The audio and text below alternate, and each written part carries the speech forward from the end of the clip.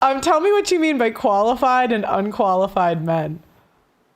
So yeah, in my last interview with the ladies at Sharing My Truth podcast, I had mentioned that there were men that were considered qualified and there were men that were considered unqualified, and that their experiences with women tends to be radically different.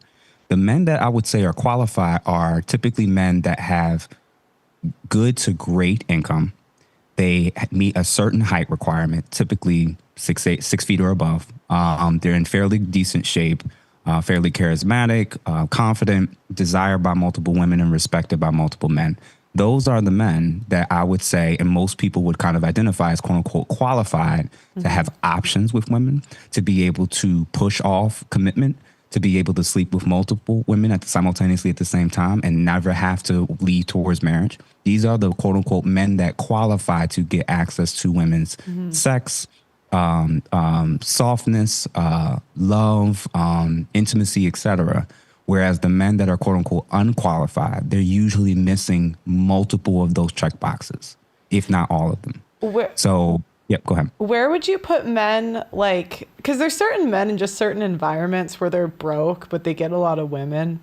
Like, you know how it is, the salsa instructor, like the club promoter. You know what I mean? Where would you put them as qualified or unqualified if, like, they don't have the money, but they still get women? You know, the bartender in LA, they got all the actors. But yeah, sorry, go ahead. Yeah. For men that don't check off all the boxes, you typically have to be exceptional at least one or two. Okay.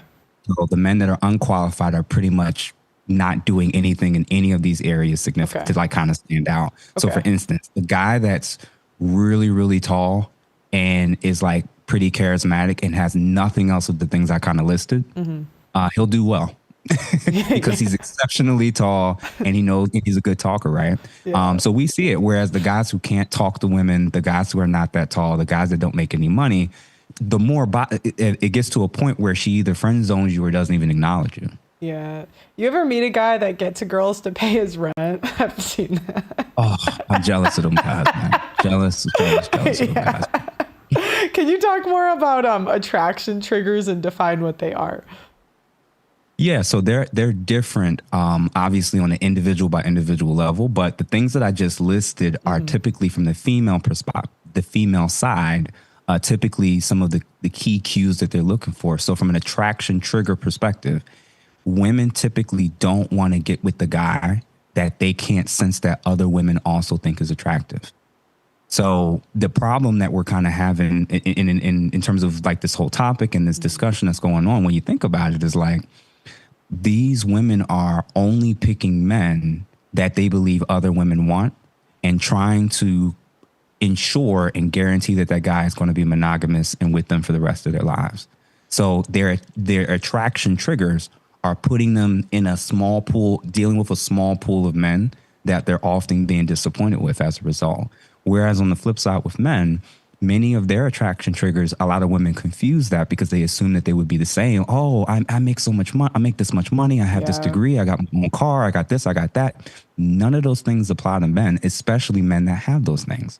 So men, many of our attraction triggers are softness, femininity, nurturing, the desire to potentially start a family, a willingness to be able to listen and learn from him and not feel like she has to constantly lead or dominate.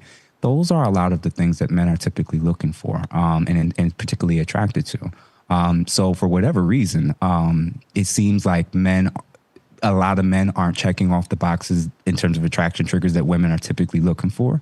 And unfortunately in the West, that's probably true to an extent because a lot of the women, unfortunately, in this country and in Canada and in UK and in Australia and other Western countries, they don't desire the need to develop those things that men are attracted to. They just project what they want onto the man and expect him to expect the same from them. You know what's interesting? Because I've interviewed 1,000 women on my show. And the women that I met that I would say had the highest femininity, there's always like a reason. There's always a but. Like it was very necessary. Like they either highly struggled with weight or had children. So it seemed like it was kind of made out of like necessity.